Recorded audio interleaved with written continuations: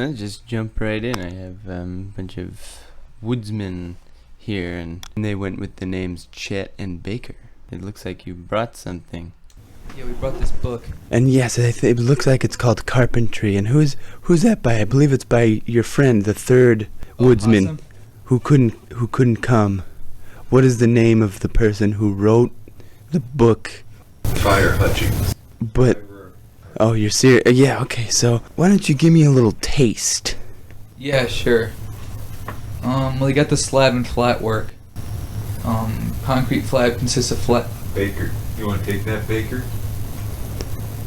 Oh yeah, Cyrus. I responded to a name that wasn't even mine. Concrete flat rock consists of flat areas of poured concrete, usually 5 inches or less in thickness. Examples are concrete floor construction for no basement houses, basement floors, driveways, and walkways. Wait a minute, that's not right. So tell me a little bit about this debate you're having right now. Yeah, what do you contest exactly in what I just said, Chet? I retract my statement. Oh. Listen, this is like an open forum. Yeah, don't be afraid. And I'm not trying to convince you to like force a viewpoint you don't have, but carpentry is of course an extremely controversial field, and it's perfectly okay if you two need to hash something out. It makes for good TV anyway. So, but as you were, Baker. Before I was interrupted, I was going to tell you about the tongue and groove plywood floors. As I mentioned earlier, some panels are made for use as a combined subfloor and kind of an underlayment, I guess. They are made of interior type plywood, tongue and groove, 1/1/8 thick, 1/8 inches, of course. Not using the metric system doesn't apply to. Now, let me ask you. Do you set the girders flush? In the subfloor, I mean. Flush in the subfloor? Yes. No. No, that's strictly extremely unorthodox and not it's frowned upon, I guess, in our community. So thank you so much for sharing. That was very, very brave. I'm a little bit curious about the difference between carpentry and woodsman. Like what are the kinds of differences that you find you have with the Well, you wouldn't have a carpenter if you didn't have a woodsman. I see. It's one of those kinds of relationships where the woodsman is the originator and is hence the better of the two. Yes, the carpenter is the dependent. Thank you so much. And how about your third? Your unfortunately the third member of the group could not. The author of the. He's on his way. Well, how would he? What He'll would? be The here. thing about carpenters is they're all studs. Oh really? Well. So I'm gonna have to ask you to tell me a little bit about how you. Oh, here he is now. Oh, so Fire Hutchings. yes, Fire. Thank you so much for joining us, Fire Hutchings. He had a few. Pleasure's all mine. So tell us what you were doing before we arrived. It sounds like he had Fire Hutchings, the author of Carpentry, whose subtitle is. Let's hear that subtitle of Carpentry, the book by Fire Hutchings, our third guest tonight. Oh, and building construction. Yes, author Fire Hutchings. It's very interesting that you have a name like Fire, being a carpenter, but we won't get into any kind Should have of. been a fireman. Name like fire. Man, middle name of and. It's pretty weird. Fire and Hutchings. I spent a lot of time in nature, so it kind of makes sense. It's one of the elements. Fire. So like, it's the element I've always identified most with. I think that all things are made up of fire, air, gas, and mud, and decided to devote my life to turning natural things into artifacts. So, and helping others do the same. For that reason, I wrote a book on the subject of carpentry, and I have another one in the works. And we were just discussing a little bit of the issue between the woodsmen and the carpenters. I was wondering what your side of the tale of terror is. They're a lot of people think they're the same, woodsmen, carpenters, but they're not. Woodsmen, They're not. they spend more of their time. They sort of cooperate with nature. Carpenters sort of command. We command nature. Like for a carpenter, nature is something to be controlled and dominated, and a woodsman would sort of want to understand nature and her wisdom. So sort of a different We philosophy. sort of like to talk to the woods.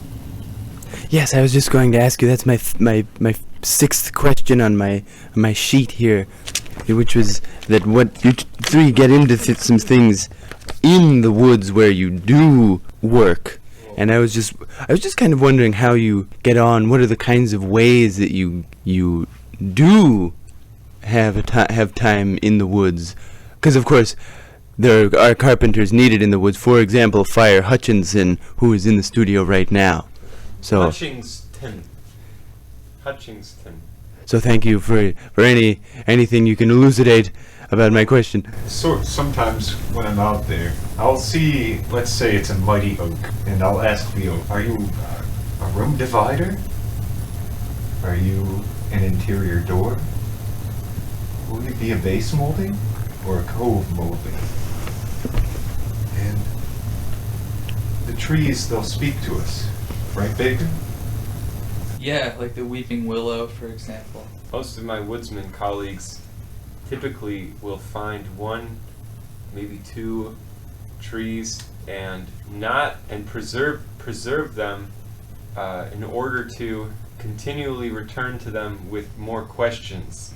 So these trees will never become moldings or railings. They'll always be trees so long as they're alive, and they'll always be It's able because, to. yeah, they contain the essence of all And things. the wisdom therein guides their practice. Now, for a carpenter, it's much different. As Immanuel Kant described the methods of modern science, we sort of put nature on the witness stand and subject her. Oh, that's very fascinating. I'm glad that it's. I was under the impression that this would kind of be like a yell fest between those on the side of the carpentry aspect and those on the woodsman aspect, but it seems like you both have a great deal of. There's a great framework of cooperation and not hate, which doesn't unfortunately make for very good television, but it's nice to hear anyway. Well, we depend on each other. Well, it seems more like the carpenters depend on the woodsmen. That's what I heard when you were gone. They said some pretty mean things about Well, carpentry. I guess really what I meant by I didn't realize we were on air. we when depend I on said each those other things. is that carpentry carpentry is useful and practical, and woods manning is pointless and an antiquated practice, but we depend on each other insofar as by seeing both professions placed in the same arena, discerning viewers are better able to understand why one is important and the other is not, namely carpentry, carpentry being the former and woodsman being the latter. The thing about Trees don't talk. So why would you spend all of your time trying to act like a tree is a person and trying to dance with a tree and giving a name trees. to a tree? Like, the tree's not gonna. Like I said, we don't mind at all chopping down, maybe to make a gable end frame or something like that. The But woodsmen there are aren't. trees in the woods that contain the essence of all things, and I think that's a sort of a undeniable fact. Well, it seems clear to Let me ask you to something. me that If nature if exists if to a be tree falls- dominated and controlled. If a tree falls in the woods and nobody's around to hear it, Wait. does it make a sound?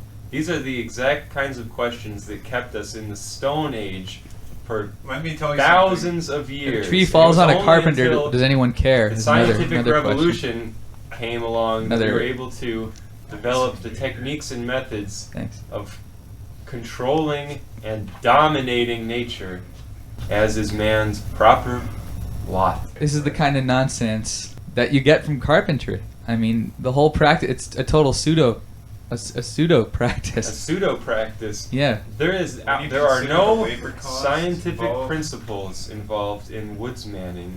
It's all based on Jungian psychology, on If you give me an hour to chop down a tree, Joseph Campbell I'm going to spend mythology, the first half hour sharpening my axe. and on the Gaia hypothesis, which to my mind has never been seriously considered by any biologists other than the fringiest. I'll give you a chance to retract that statement if you want, because what you just said is offensive to so many people, and I maybe you wrote weren't thinking one of the clearly most when you. revered texts on carpentry, and to date, there has never been a better selling book All right. Well, with that many chapters. would you mind if I give you a little quiz from that book? Well, considering I'm its sole author. Which is, even that is up for debate. Now, when you're working around a danger area, that is, let's say, the path of a saw, where are you going to want to keep your hands? This is a very clever question, because the answer really depends on what exactly you intend to do. All right. Well, let me ask you another one then. In what way do you want the power setting on your machine to be when the saw is not rotating before making any adjustments? 14 degrees to the right of neutral, Uh, and blue, you want the cool setting to be between blue and green so that the machine doesn't well, it says overheat. here in your book that you're just going to want the power to be off. OFF off. How do you answer these accusations of that it was ghostwritten? Hey, you reading my notes? I think that when the name Fire Hutchings appears on the cover of a book, you can be pretty sure that the man who bears that name wrote it. Now let me ask you guys a question. How do the two of you answer accusations that the wood spirits are really small men that you plant inside trees and come at regular intervals to feed, All right. Yeah. Okay. and we communicate through a PA system with We've a heard that. sort of a cathedral This is reverb one of the oldest setting myths. to give the that we illusion have that to there's deal some with. sort of Gaia spirit echoing through the woods. I've seen little men coming in and out of large trees, and I know that's the reason why you don't cut them down. It would be a crime to hurt a little man. I hope we agree on that much, but it's so obvious to me that this is one of the great frauds of the 21st century, is that the talking trees hoax of your entire profession is based on a very bizarre fraud. Do you want to take this one, Chet? I don't know, Baker. It's common knowledge that so-called tree spirits, because when a spirit is formed, it loses the physical body. Spirits. Think about spirits as they become smaller, so they look like a small man. So that's why. And to hear you make these accusations about small people or planting midgets in trees is absolutely outrageous. And Baker, as the great Duke Ellington once said, if it sounds like a small man and it feels like a small man, it is a small man. that's preposterous. That's absolutely preposterous. None of these esoteric theories have ever been submitted to the rigorous scientific method, unlike carpentry. And until that happens, I just can't take your profession. I just can't take. Let me ask you a question. I can't take it seriously. Do you believe in spirits? I believe in the spirit of human domination and subjugation of all things natural. So you don't believe that trees have a spirit? Let me ask you No. something now. No. Have you ever attempted to speak with a tree in the tree's language? I refuse to answer these. Teacher, it sounds like this. Ooga booga booga, right? Let me guess. Abracadabra. Let's show him, Baker. Let's have a conversation in tree I language. think the viewers are. Okay, I'll be I a would be birch. surprised if anyone was still listening to this. You This be is the weeping ridiculous. birch. A The weeping- trees are listening, if not anyone else. I'll be the weeping birch. I'll be You be the stock willow. Stockwell. Okay, let me.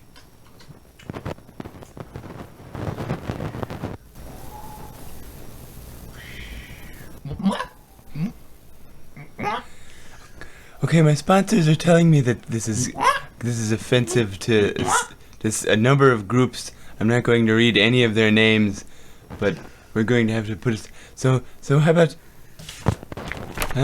favorite movies? I'll start with you, Fire. I like the parts of Fern Gully, but only the parts where the machines were featured, not as much the fanciful parts that were obviously written to sort of plant this false ideology that's driven by Hollywood's Woodsmen infiltration. What else? Hollywood? Hollywhere? I just can't. I think that there are so many people who are so lost and so confused. They don't understand that they could be transforming natural things into moldings or railings, and as a result, they get involved in all of this mumbo jumbo trash. But no, to answer your question, I like that. I also like Mel Gibson's What Women Want for unrelated reasons. Well, at least that's something we can all agree on. It's a fantastic film. That's one of the great movies of all time. And Chet, how would you respond to my softball question? My favorite movie would probably be Wizard of Oz from Hollywood. Very typical too, like a movie about a small man being placed in a cylindrical shaped thing, pretending to speak as though he were some sort of spirit. The themes in that movie sound a little too familiar to me. And it makes sense. The wood. There's a woodsman in it too. There's a woodsman, there's a horse. Let me tell you something, that There's a the tin man. caricature of carpenters that is being perpetuated by Woodsmen is nothing but a straw man, much like the straw man in Wizard of Oz. A man of straw, a man made completely of hay. Are you familiar with the poem The Walrus and the Carpenter? The walrus eats the carpenter. You know, you've got a point. I'm trying to stay You know, these poems unbiased. are written by Hollywood liberals. They're all woodsmen. The whole lot of them. They're all woodsmen, and they write these poems. These poems get printed in books. They get turned into songs, and you know, these. Let me tell you something, Mr. Baker. What happens? What happens at the end of the great classic ballad Norwegian Wood? I believe he uses fire. Exactly, which is my name. Yeah. And he in this song, which is one of the few that has managed to escape the grip of ideological infiltration, we see an example of a man rising above nature and putting her in her place by setting her on fire in order to produce something even greater, namely his own catharsis. Can you prove any of that? All of my theories have been studied and tested and appear in journals of carpentry, such as the International Journal of Carpentry, Carpenters, Carpentry Perspectives, Scientific Method and Carpenting, and many other top-tier, peer-reviewed scientific publications Unlike the theories and wild speculations of Woodsmen. It doesn't sound very credible, is all I'm saying. So why don't we unpack that kind of thing? Because after all, the proof is in the proverbial pudding baker. So why don't we just get into that a little bit more? Ah, yes. Could you be more specific? Well, it sounds like we solved a lot of problems tonight, and just wanted to mention that my sponsor Healthy Boy says you should purchase Healthy Boy brand mushroom flavored soy sauce. And you're listening to Flight of the 50 Fancies.